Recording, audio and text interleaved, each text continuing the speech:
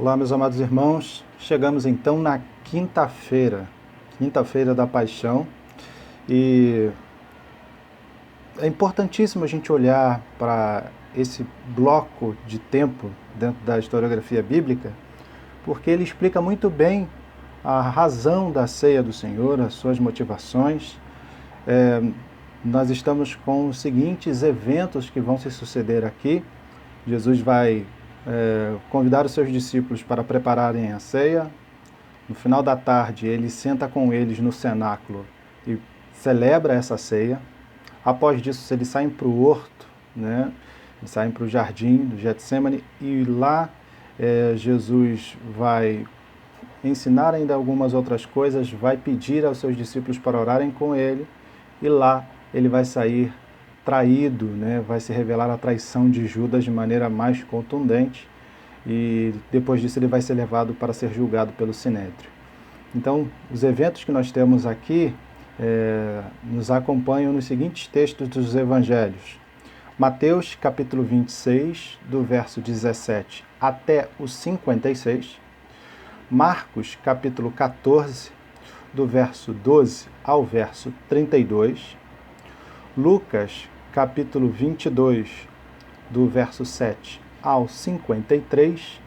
E João começa no capítulo 13, do verso 1, e se estende até o capítulo 18, verso 12. Parece que João deu uma atenção especial a esse momento, até porque você vai encontrar os inúmeros ensinamentos que Jesus faz nesse bloco, sobre a oração, sobre a morada do Pai, e enfim, ele vai apresentar uma série de ensinamentos que os demais evangelhos não apresentam. E esse é o período bem interessante que a gente precisa observar dentro do texto. Então, o que a gente vai olhar hoje é a partir do texto de Mateus, capítulo 26. Nós vamos a partir do verso 17, que diz assim: No primeiro dia da festa dos pães sem fermento, os discípulos dirigiram-se a Jesus e lhe perguntaram: Onde queres que preparemos a refeição da Páscoa? E ele respondeu, dizendo que entrassem na cidade, procurassem um certo homem que lhe dissesse: O mestre diz, o meu tempo está próximo. Vamos celebrar a Páscoa com os meus discípulos em sua casa. Os discípulos fizeram como Jesus o havia instruído e prepararam a Páscoa. Ao anoitecer, Jesus estava reclinado à mesa com os 12. Enquanto estava comendo, ele disse: Digo que certamente um de vocês me trairá. Eles ficaram muito tristes e começaram a dizer-lhes, um após outro: Com certeza não sou eu, Senhor. Afirmou Jesus: Aquele que come comigo no mesmo prato há de me trair. O Filho do Homem vai, como está escrito a seu respeito, mas ai daquele que trai o Filho do Homem. Melhor lhe seria não haver nascido. Então Judas, que haveria de traí-lo, disse: Com certeza não sou eu, mestre. Jesus afirmou: Sim, é você. Enquanto comiam, Jesus tomou o pão, deu graças, partiu e deu aos seus discípulos, dizendo: Tomai, comam, isto é o meu corpo. Em seguida, tomou o cálice, deu graças e ofereceu aos discípulos, dizendo: Bebam deles todos vocês. Isto é o meu sangue da aliança, que é derramado em favor de muitos, para perdão, ou talvez na sua tradução, remissão de pecados. Eu digo que, de agora em diante, não beberei do fruto da videira até aquele dia em que beberei o vinho novo com vocês no reino do meu Pai. Depois de terem cantado um hino, saíram para o Monte das Oliveiras. Vimos aqui, Jesus chamou seus discípulos estavam interessados na Páscoa. Na verdade, no conceito, a palavra certa judaica é o Pessah, né? E Já de início, é importante a gente entender, nós não temos Páscoa como judeus, né? Nós temos a ceia do Senhor. Como as Escrituras dizem, Jesus é a nossa Páscoa. Ele é o Cordeiro que se entrega por nós. Mas nós chegaremos lá. É importante que a gente olhe nesse exato momento como é que se configura esse processo da ceia do Senhor. De início, a gente precisa identificar dentro da história mesmo que período é esse. Provavelmente nós estamos aqui, né, finalzinho de março, abril de 29. A ceia, né, a Páscoa, o Pessah, né, na verdade, ele era celebrado no primeiro mês de Nissan, né, no mês de Nissan, na primavera, na verdade, né, juntamente com a festa dos pães asmos, ou pães sem fermento, como a gente leu na nossa tradução. A base disso se encontra no Antigo Testamento, em Levítico, capítulo 23, do verso 4 ao verso 8. Então, você pode entender um pouquinho sobre essa celebração, lendo lá em Levítico, capítulo 23, verso 4 ao 8. E como é que eles faziam esse processo? Como é que isso se dava? No primeiro mês de Nissan, eles selecionavam o cordeiro, separavam o cordeiro.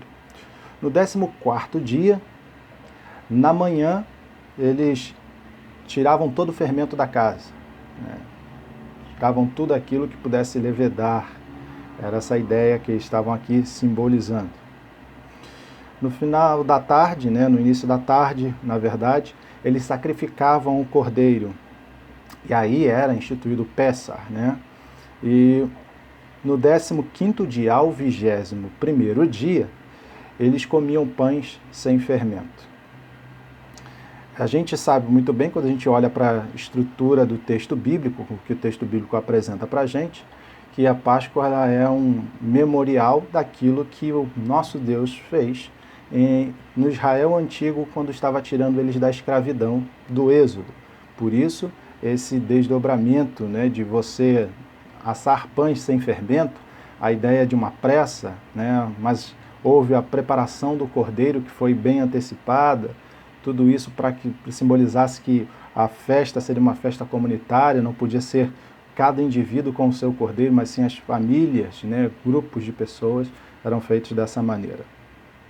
Jesus, então, promove essa celebração também aos moldes judaicos.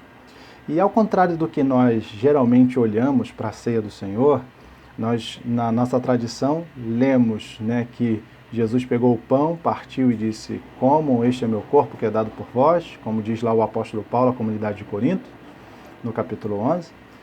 A gente também olha para o texto e continua, ele diz: olha, esse é o cálice da nova aliança, que é derramado por vós. E a gente, tradicionalmente, dentro do movimento evangélico cristão, a gente lida com um pedaço de pão e com o cálice de vinho. Mas a Páscoa, o Pessah, né, propriamente dito, tinha uma amplitude, tinham elementos a mais, tinham questões que eram importantes. E quando se trata desse próprio ritual da ceia do Senhor, cabe a gente lembrar de algumas circunstâncias que nós não vemos no texto, que estão implicitamente ali presentes. Primeiro, dentro do contexto, não existia apenas um cálice, mas sim 4 cálices. Cada cálice tinha um simbolismo e rememorava uma ideia. Exemplo, nós tínhamos o primeiro cálice, que era o cálice da santificação, o segundo cálice, que era o cálice da libertação, o terceiro cálice, que era o cálice da redenção, e o último cálice, que era o cálice do louvor. Então, a gente lida com apenas um cálice, mas Jesus, quando instituiu essa ceia, participou desse ritual com 4 cálices. E também não existe só um pão, mas existem 3 pães, né? Cada pão, ali, tradicionalmente, os judeus tentam definir o que seria isso, qual é o simbolismo, porque 3 pedaços de pães, e é interessante a gente olhar que Alguns dizem que simboliza os 3 patriarcas, Abraão, Isaque e Jacó, né? Outros dizem que a estrutura social de Israel, sacerdotes, levitas e israelitas. Enfim, o que é importante a gente observar é o que é que Jesus vai fazer e qual é a sequência dele. Bem, como é que funcionava? Eles se purificavam, né, lavavam as suas mãos e participavam desse primeiro cálice, né, o cálice da santificação, né, agradecendo a Deus, fazendo uma oração sacerdotal ou alguma oração específica em virtude desse projeto de Deus, né, se consagrando a eles. E após esse primeiro cálice, pegava-se o primeiro pedaço de pão, agradecendo a Deus, né, pelas bênçãos, né, e recitavam a história da Páscoa antiga, aquela de Êxodo, do que Deus fez, eles faziam tudo isso. Lembrando que esse primeiro pedaço de pão simboliza quem? Supostamente Abraão, né? É o que muitos judeus dizem. Após esse primeiro pedaço de pão, havia o segundo cálice, que era o cálice da libertação. E havia nesse exato momento um lembrar de todas as 10 pragas do Egito. Haviam explicações, né, do porquê disso tudo está acontecendo, eles citavam isso. E havia um segundo pedaço, e aqui está o ponto fundamental. Quando Jesus institui a sua ceia e diz, ele pegou o pão, partiu, existe um elemento muito interessante dentro da estrutura do Pessah, que existe um pedaço de pão que é chamado de afikoman. Esse pedaço de pão, essa expressão, ela nem é, na verdade, judaica, mas ela é muito antiga. E como é que se celebrava isso a partir do afikoman? Eles pegavam esse segundo pedaço, partiam ele e pegavam uma metade, colocavam enrolado em lenços ou escondiam essa parte, uma metade, e a outra metade eles comiam e celebravam. Essa segunda metade que ficou escondida, em alguns momentos, em algumas situações, os judeus até pediam às crianças para tentar encontrar isso, porque eles escondiam. E esse segundo pedaço só volta depois do final da celebração.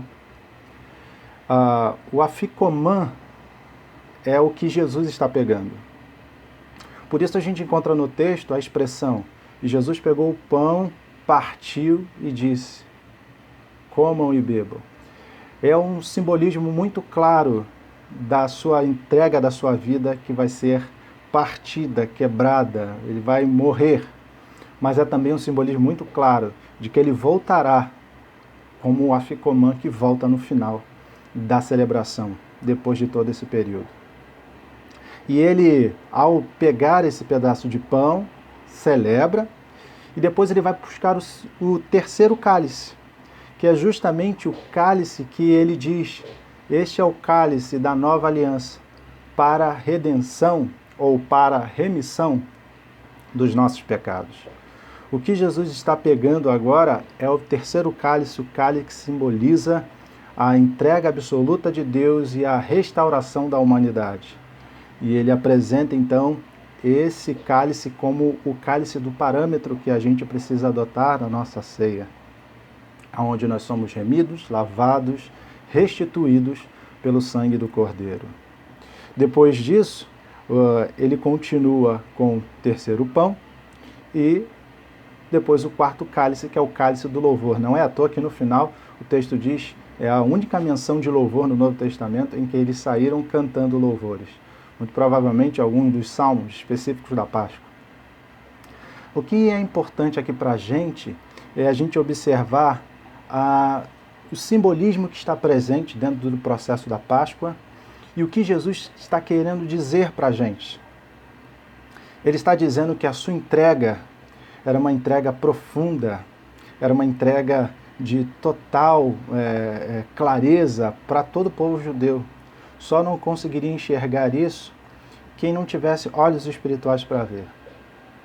Muitos judeus hoje, quando olham para essas expressões e justamente entendem esse simbolismo que está presente na celebração do Pessah e olham para o que Jesus fez, se deparam com um grande dilema. porque Jesus está dizendo: o meu corpo é esse pão que vai ser partido e que vai ser consumido pela ira, pelo pecado, mas que vai voltar, que vai dar uma nova condição a vocês. É a condição de vocês pegarem um cálice dos remidos, o cálice daqueles que foram restaurados, daqueles que foram agora resgatados por Deus, nessa nova dinâmica chamada Reino de Deus.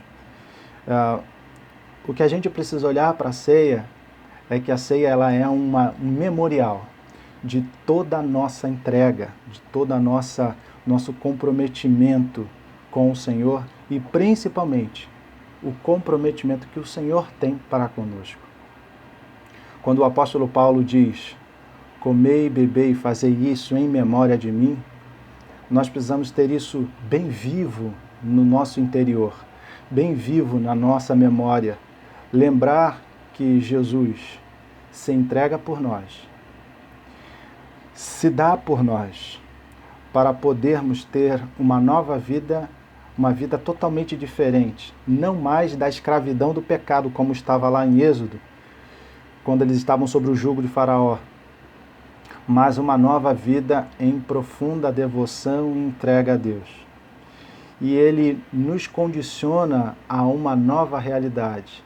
Aquilo que a gente vivia e entendia como a realidade do pecado, hoje em Cristo Jesus é a realidade da libertação e da salvação. Por isso, a Bíblia diz que Ele é a nossa Páscoa, Jesus é a nossa Páscoa. Lembre-se disso. Na quinta-feira, Jesus se entregou por mim e por você. A minha oração é que nós tenhamos a mesma intrepidez e a mesma ousadia de tomar e beber do mesmo cálice que o Senhor bebeu. Da capacidade da gente se entregar por Ele e viver numa nova vida com Ele. Que Deus nos abençoe. Uma ótima quinta-feira.